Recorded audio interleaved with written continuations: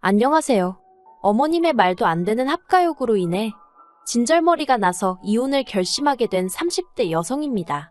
사실 처음에는 남편이라도 제 역할만 잘해주면 어떻게든 이 고비를 넘기고 잘 살아보려고 했어요. 그런데 남편은 자기 와이프 고생할 건 둘째치고 그저 어머님이 안쓰러워 어쩔 줄 모르더라고요. 그러니 어쩌겠어요. 애 끓는 모자 사이에 피 한 방울 안 섞인 제3자가 떠나줄 수밖에요. 이제 와서 이런 이야기는 해서 뭐하나 싶지만 그래도 남편 같은 인간하고 어쩌다 결혼을 해서 이혼까지 하게 된 건지 이야기하려면 상황 설명은 조금 해야 할 것 같아요. 이젠 남편이라고 부르기도 싫지만 편의상 어쩔 수 없이 남편이라 칭하겠습니다. 남편하고는 직장 생활을 하면서 알게 되었어요. 다만 같이 회사를 다닌 것은 아니고 제가 다니던 회사가 있던 건물 1층에서 카페를 운영하던 사람이었지요. 저는 어려서부터 결혼은 물론이고 연애에도 그다지 관심이 없었어요. 그래서 직장 생활을 할 때까지도 누구를 진지하게 만나본 적이 없었죠. 그런데 카페 주인이던 남편은 저에게 무척이나 적극적이었어요. 그래서 약간은 분위기에 휩쓸려서 연애를 시작했습니다. 그러다 정신을 차려보니 어느새 제가 남편과 결혼 이야기를 하고 있더라고요. 연애 당시 남편은 시부모님 명의로 된 아파트에서 혼자 살고 있었는데 결혼을 하면 저더러 그 집에서 신혼살림을 시작하자대요. 하지만 솔직히 내키는 제안은 아니었던 게 남편이 살던 아파트는 지은 지 30년도 넘은 오래된 건물이었거든요. 건물 곳곳에 금이가 있었고 가끔 수도꼭지에서 녹물이 나오기도 했고요. 그리고 세상 어떤 여자가 평생 한 번뿐일 신혼을 그런 집에서 보내고 싶어 하겠어요? 저도 마찬가지였습니다. 으리으리한 궁궐 같은 집은 아니더라도 최소한 마음 편히 쉴 수 있는 그런 집에서 신혼살림을 차리고 싶었지요. 그래서 남편더러 그 아파트 말고 우리는 우리 취향에 맞는 곳으로 가자고 했어요. 게다가 저에게는 일찍이 분양받아두었던 아파트가 있었거든요. 여담이지만 앞서 말씀드린 대로 결혼 생각이 없다 보니 또래들보다 일찍이 어떻게 하면 혼자서도 잘 살까에 대한 걱정이 많았고 그 걱정이 재테크에 대한 관심으로 이어졌습니다. 나중에 남한테 아쉬운 소리 안 하고 혼자서도 잘 살려면 적어도 혼자 먹고 살 방법은 만들어놔야겠다 싶었달까요. 그래서 또래보다 이른 나이에 아파트를 사게 되었네요. 아무튼 결혼 이야기가 나오던 당시를 기준으로 길어도 3년 안에는 입주할 수 있는 상황이었습니다. 그래서 솔직히 그 허름한 시부모님의 아파트에서 신혼을 보낼 바엔 차라리 제 아파트에 입주할 수 있을 때까지 결혼을 미루는 게 낫겠다 싶기도 하대요. 그런데 시부모님께서는 무슨 그런 이유로 결혼을 미루냐며 크게 화를 내셨습니다. 제 말대로라면 2, 3년만 살다가 나갈 집인데 그걸 못 참냐면서요. 그리고는 저더러 신혼이 뭐가 그렇게 중요하냐고 저보다 더 힘들고 어려운 상황에서도 결혼하는 사람들도 많다며 배가 불렀다고 쓴소리를 하셨지요. 그래서 결국 울며 겨자 먹기로 남편이 살던 집에서 신혼살림을 차리기로 했네요. 하지만 결혼식을 앞두고 갈등은 그게 전부가 아니었습니다. 어찌됐든 집 문제가 해결이 되었으니 이제 더 이상의 잡음은 없겠지 싶었는데 하루는 어머님께서 당신 아들이 집을 해가는데 왜 너희 친정에서는 아무런 연락이 없냐며 예단하고 혼수에 관해 생각지도 못한 이야기를 꺼내셨으니까요. 그런데 그때까지도 저는 남편과 상의한 것은 아니었지만 예단에 대해서는 깊이 생각해 본 적이 없었습니다. 솔직히 제가 집을 해가는 상황이었으니 예단까지 해야 하나 싶었거든요. 그런데 어머님께서는 예단으로 어머님과 신우가 할 명품백 2개와 골드바를 요구하시대요.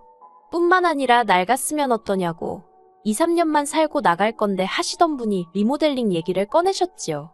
당신이 알아봤는데 4천만 원 정도면 새 집처럼 고칠 수 있다면서 현찰로 4천을 주면 당신이 아는 분에게 고쳐달라 하시겠다나요?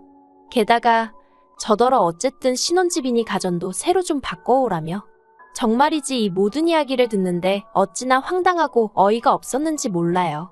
말문이 막힌다는 게 이런 거구나 싶었죠.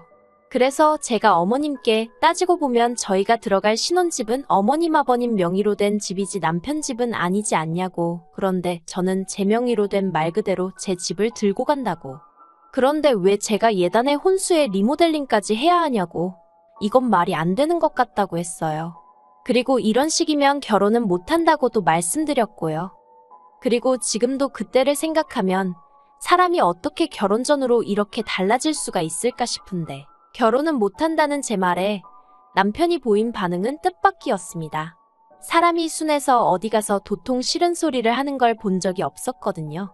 그런데 어머님더러 예단을 받고 싶으면 예물을 먼저 주시라고 하더니 가전제품도 다 멀쩡한데 뭐하러 새로 사냐면서 나중에 새 집으로 이사 갈 때 장만하면 된다고 짜증을 내는 거예요. 게다가 자기 명의도 아닌데 리모델링을 왜 해라 마라 하시냐며 그러면 뭐 아파트를 자기 명의로 바꿔주실 거냐고 따지더라고요. 그러자 틀린 거 하나 없던 남편의 말에 어머님도 더는 뭐라 할 말이 없으셨는지 아이고 세상에 소리만 몇 번을 되뇌이시대요. 그리고 그런 남편의 모습을 보고 있자니 한마디로 이 남자 믿고 살아도 되겠구나 싶었죠. 그래서 우여곡절 끝에 남편과 부부의 연을 맺었습니다. 하지만 어머님과의 관계는 있는 대로 나빠졌던 탓에 어머님은 계속해서 남편의 눈을 피해 저를 미워하시고 못마땅해 하시더라고요. 뭐가 됐건 간에 저랑 관련된 일이라면 전후 상황 상관없이 불만이 가득하셨고 흠잡기에 여념이 없으셨지요. 그리고 저도 사람이다 보니 그런 어머님을 만나면 기분이 상하고 감정 소모하는 게 너무 힘들었어요. 말 그대로 웃는 낯에도 침을 뱉으시는 어머님이셨으니까요. 그래서 조금씩 어머님과 만나는 횟수를 줄여갈 수밖에 없었네요. 한편 결혼한 지 2년째 되던 해에 아버님이 돌아가셨습니다. 원래도 아버님이 지병이 있으셔서 결혼을 서두른 감이 없잖아 있었는데 결국 세상을 떠나셨어요. 그리고 시부모님이 생전에 인꼬부부 같은 타입은 아니셨는데 그래도 아버님이 돌아가시니 뭐랄까 어머님이 힘들어하시는 게 눈에 보이더라고요. 그리고 그런 어머님을 보면서 남편도 무척이나 괴로워했고요. 그래서 그런 남편을 위해 어머님을 향한 제 개인적 감정은 잠시 뒤로 하고 어머님을 챙겼습니다. 어색하긴 했지만 그래도 어머님을 모시고 좋은 데 가서 식사도 하고 쇼핑도 다니고 제 나름대로 최선을 다해서 살가운 며느리가 되어드리려고 노력했어요. 그래도 싫은 소리와 불평불만은 여전하셨지만 그럴 때마다 고마워하는 남편을 생각하며 참고 참았습니다. 그런데 제가 혹시 괜한 짓을 했던 걸까요? 솔직히 어머님이 저에게 고마워하셨으면 했던 것도 아니고 어머님 좀 챙겼다고 유세 부리고 생색낼 생각도 없었습니다. 하지만 호의가 계속되면 권리인 줄 안다더니 어머님은 제가 잘해드리면 잘해드릴수록 저에게 요구하시는 바가 많아졌습니다. 어디 호텔이 식사가 맛있다더라. 누구네 며느리는 뭘 사다 줬다더라. 그래서 결국 질려버린 제가 다시 어머님과의 사이의 거리를 두기 시작했어요. 그리고 그런 와중에 제 명의의 아파트로 이사를 하게 되었습니다. 원래 저희가 살던 집은 시댁에서 차로 20분이면 닿을 거리였는데 이사를 가게 된 곳은 차로 1시간 남짓 걸렸으니 저로서는 숨통이 트이는 기분이었죠.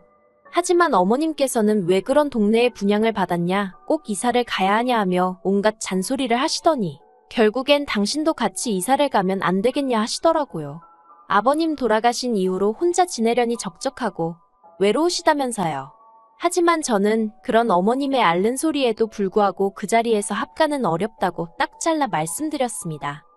그리고 이 일로 저는 남편과 전에 없이 큰 다툼을 하게 되었어요. 남편이 저더러 말이라도 한번 생각해 볼게요 하면 어디가 덧나냐며 정말 너무한다고 소리를 질렀거든요. 제가 남편더러 어차피 같이 안 살게 확실한데 실없는 소리를 왜 해야 하냐고 받아치니까 혼자 되신 어머님을 보고도 아무런 느낌도 없냐면서 저더러 지독하다는 거예요. 그리고 그런 남편에게 저도 실망이 이만저만이 아니었습니다. 처음에는 남편 눈을 피해서 저를 무시하고 구박하시던 어머님이 언젠가부턴 아예 대놓고 저에게 면박을 주시고 억지를 쓰셨는데 그럴 때 남편은 단 한 번도 어머님한테 그러지 마시란 소리를 한 적이 없었거든요. 그래놓고 저한테는 지독하니 어쩌니 하는 게 어이가 없었죠. 뭐 아무튼 그래도 그나마 다행이라고 해야 할지 남편하고 대판 싸운 덕분에 합가 이야기는 쏙 들어갔어요.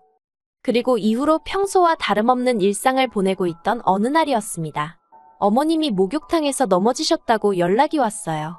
하지만 불행 중 다행으로 부상의 정도는 심하지 않으시대요. 병원 의사 말로는 손목 근육이 살짝 놀란 정도라서 너무 무리하지만 않으시면 금방 좋아지실 거라고요.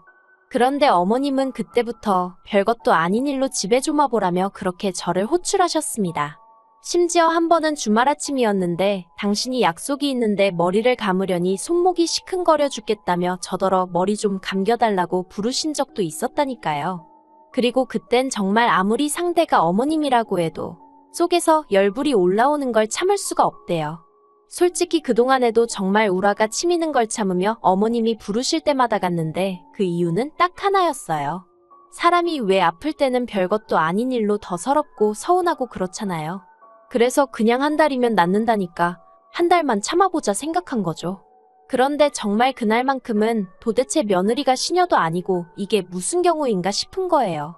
그래서 이런 이유로 부르실 거면 저 말고 남편을 부르시라고 화를 냈습니다. 그런데 그랬더니 그날 이후로 어머님이 더는 저도 남편도 부르시질 않대요. 그러다 지난달이었습니다. 남편이 돌아오는 주말에 어머님 댁에 좀 같이 가자고 하더라고요. 그래서 무슨 일 때문에 그러냐니까 뭐 이런저런 할 이야기가 있다대요. 어차피 더 캐물어봤자 말해줄 것 같지도 않고 그래서 알겠다 했습니다. 그리고 며칠 뒤 예정대로 시댁에 내려갔는데 현관부터 집안이 얼마나 어수선하던지요.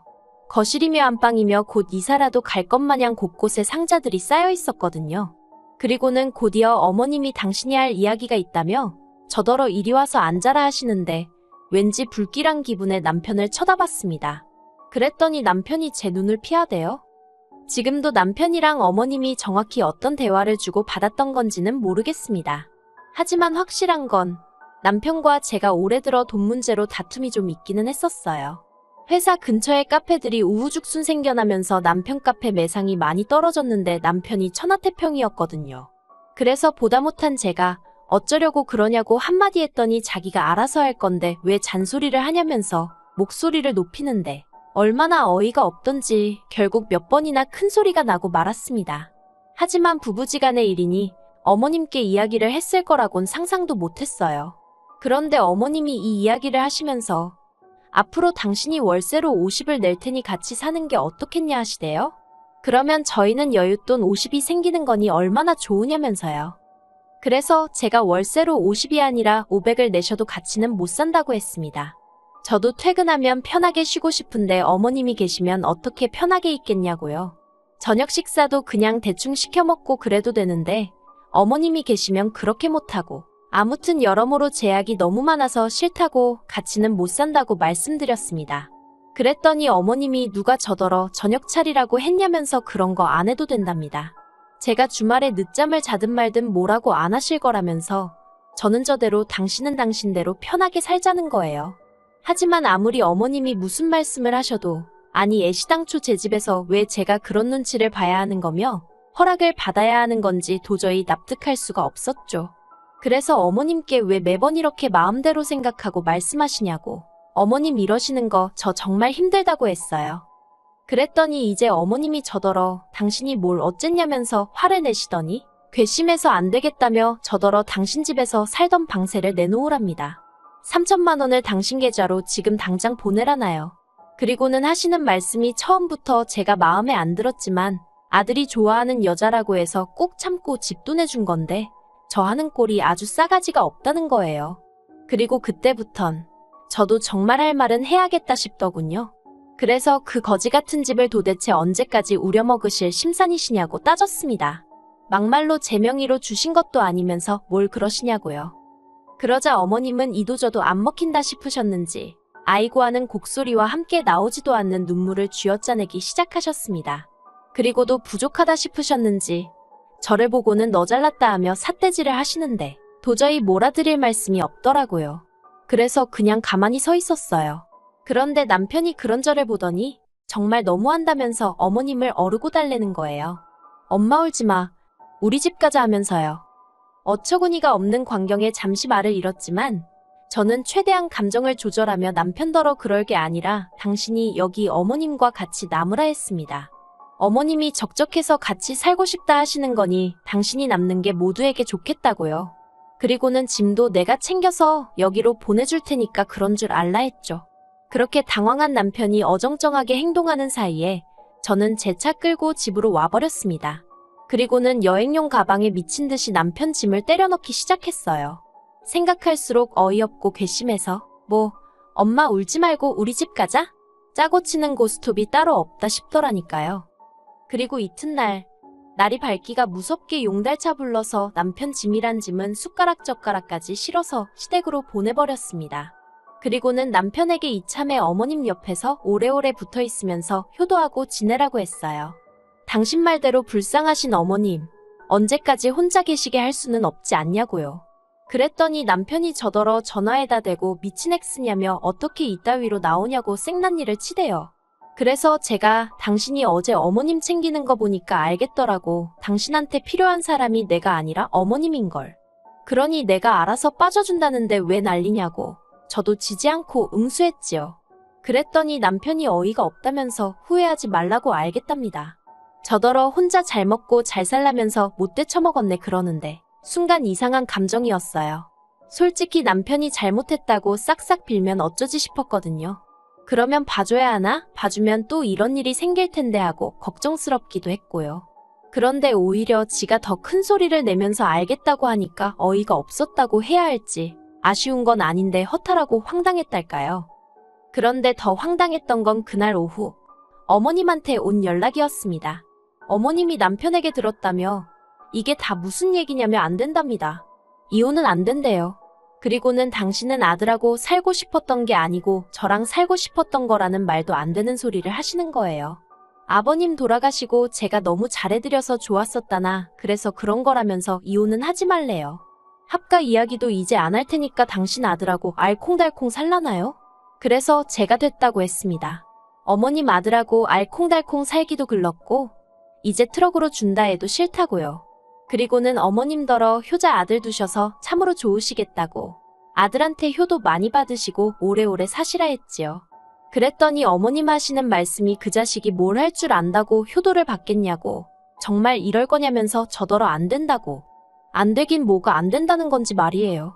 아무튼 이제 눈엣 가시 같은 며느리도 없고 어머님을 극진히 생각하는 아들이 옆에 있으니 정말 좋으시겠어요? 그쵸?